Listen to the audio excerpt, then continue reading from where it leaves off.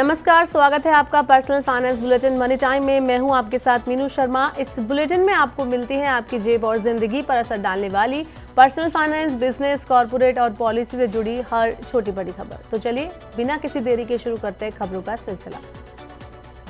आज की शुरुआत होगी पेटीएम से जुड़ी खबर के साथ। रिजर्व बैंक ने एनपीसीआई से पेटीएम ऐप का यूपीआई परिचालन जारी रखने में मदद करने को कहा है। इसके तहत एनपीसीआई पेटीएम ऐप के यूपीआई परिचालन को जारी रखने के लिए थर्ड पार्टी ऐप प्रदाता बनने की संभावना तलाशेगा। केंद्रीय बैंक ने पेटीएम पेमेंट बैंक को 15 मार्च 2024 के बाद अपने ग्राहक खातों और वॉलेट में धन लेने से रोक दिया है। आरबीआई ने पेटीएम पेमेंट बैंक के हैंडल का उपयोग करके यूपीआई ग्राहकों को बिना किसी बाधा के डिजिटल भुगतान करने में सक्षम बनाने के लिए एनपीसीआई से थर्ड पार्टी ऐप प्रदाता बनने की संभावना तलाशने को कहा है। अब खबर सार्वजनिक परिवहन सेवा का उपयोग करने वालों के लिए। भारतीय रिजर्व बैंक ने बैंकों और एनबीएफसी को विभिन्न सार्वजनिक परिवहन प्रणालियों में भुगतान के लिए प्रीपेड इंस्ट्रूमेंट जारी करने की अनुमति दी है। प्रीपेड कार्ड आने से यात्रियों के पास किराया देने के लिए नकद भुगतान के अलावा अन्य ऑप्शंस होंगे। प्रीपेड इंस्ट्रूमेंट यात्रियों को आवागमन सेवाओं के लिए सुरक्षित, सुविधाजनक और तेज डिजिटल भुगतान की सुविधा देगा। देश भर में सार्वजनिक परिवहन प्रणालियों का हर दिन बड़ी संख्या में यात्री इस्तेमाल करते हैं। सरकार ने बिजली उपभोक्ताओं के लिए नए कनेक्शन लेने और छतों पर सोलर रूफटॉप के लिए नियम सरल बना दिए हैं। मेट्रो शहरों में अब नया बिजली कनेक्शन 3 दिन, नगर पालिका क्षेत्रों में 7 दिन और ग्रामीण क्षेत्रों में 15 दिन में मिलेगा। सरकार ने बिजली नियम 2020 में संशोधन को मंजूरी दी है। संशोधन के बाद छत पर सोलर पैनल लगाने की प्रक्रिया भी सरल बनेगी। इसमें बहुमंजिला फ्लैटों में रहने वाले उपभोक्ताओं को भी कनेक्शन का प्रकार चुनने का अधिकार दिया जाएगा।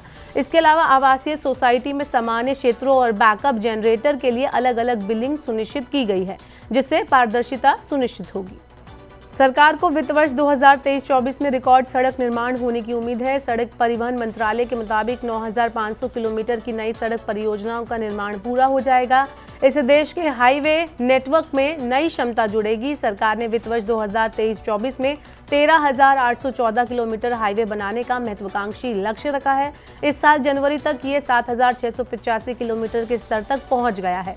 मंत्रालय ने उम्मीद जताई है कि इस साल सड़क निर्माण 12,500 किलोमीटर से लेकर 13,000 किलोमीटर तक रह सकता है। ये अब तक का उच्चतम स्तर होगा।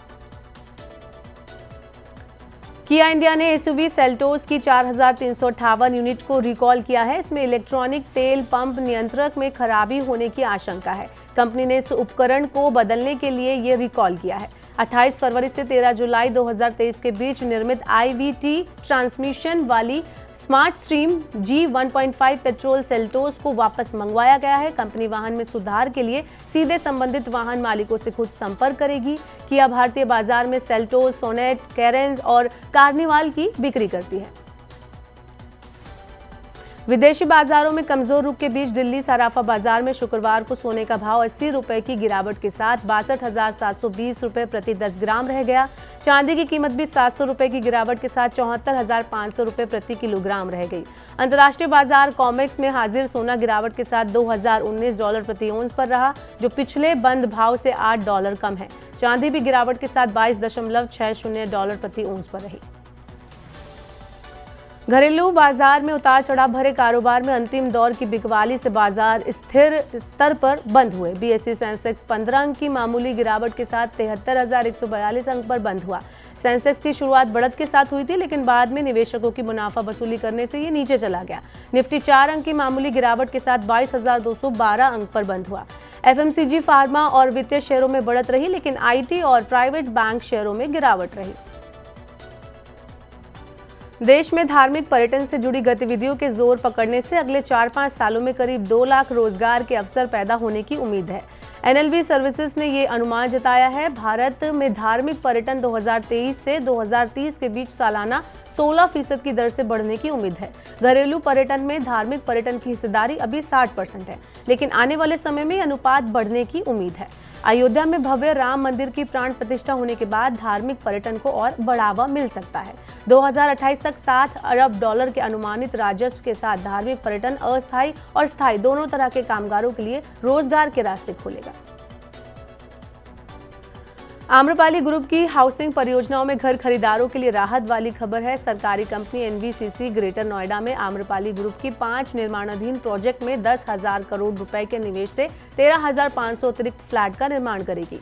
ग्रेटर नोएडा अथॉरिटी ने इन परियोजनाओं में इस्तेमाल नहीं हुई जमीन पर निर्माण की अनुमति दी है। इससे एनवीसीसी के लिए नए फ्लैट बनाने का रास्ता साफ हो गया है। एनवीसीसी को नए बनने वाले फ्लैटों की बिक्री से 15,000 करोड़ रुपए मिलने की उम्मीद है। इससे वह लंबित परियोजनाओं का निर्माण लागत को पूरा करने और बैंक ऋण चुका सकेगी। सऊदी अरब और यूएई ने भारतीयों के लिए विशेष वीजा का ऐलान किया है। दुबई ने 5 साल के मल्टी एंट्री वीजा की घोषणा की है। सऊदी की ओर से 96 घंटे के फ्री वीजा का ऐलान किया गया। वीजा पर ऑफर देकर दोनों देश पर्यटकों को आकर्षित कर अपने पर्यटन कारोबार को बढ़ाना चाहते हैं। Dubai department of economy and tourism ने 5 साल का मल्टी एंट्री वीजा पेश किया है। सेवा अनुरोध स्वीकार होने के 2 से 5 कार्य दिवसों के अंदर जारी किया जाने वाला ये वीजा पर्यटक को दुबई में 90 दिनों तक रहने की अनुमति देगा, जिसे समान अवधि के लिए एक बार बढ़ाया जा सकता है। इसमें 1 साल में 180 दिनों तक रुका जा सकता है। सऊदी अरब भारतीयों को फ्री वीजा 96 घंटे यानी 4 दिन के लिए देगा। सऊदी एयरलाइंस या फ्लाई नासा से यात्रा करने पर ही सुविधा मिलेगी। तो ये थी मनी टाइम में आज की सभी बड़ी खबरें। वक्त हो गया आपसे विदा लेने का। अब आपसे होगी सोमवार को मुलाकात। पर्सनल फाइनेंस से जुड़ी खबरों को पढ़ने, सुनने, उनसे जुड़े खास कार्यक्रमों को देखने के लिए आप मनी 9 के सुपर ऐप को जरूर डाउनलोड कर लें। साथ ही आज का हमारा मनी टाइम आपको कैसा लगा, नीचे कमेंट बॉक्स में अपना फीडबैक हमें जरूर दे दें। फिलहाल के लिए इस बुलेटिन में इतना ही। बने रहिए मनी 9 के साथ। नमस्कार, शुभ रात्रि।